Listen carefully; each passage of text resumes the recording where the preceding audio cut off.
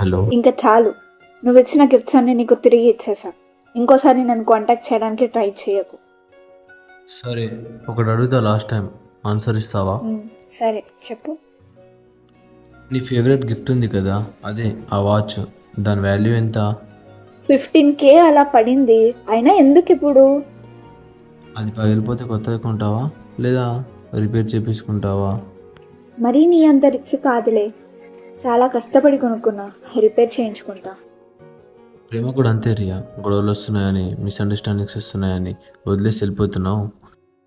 Watch పగిలిపోతే ఏం చేస్తావు అంటేనే కష్టపడి కొనుక్కున్నా, రిపేర్ చేయించుకుంటా అంటున్నావు. 5 years రిలేషన్షిప్ రియా, వదిలేసి వెళ్ళిపోతా అంటున్నావు, కరెక్టేనా? అది వస్తువు కాబట్టి రిపేర్ చేయించుకోవచ్చు. కానీ ఒక్కసారి మనసు విరిగితే, నమ్మకం పోతే మళ్ళీ అతికించలేము.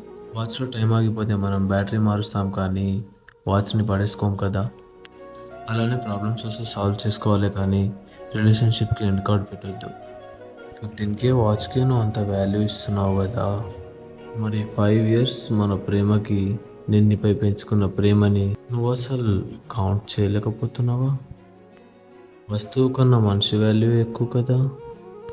నాకు టైం కావాలి.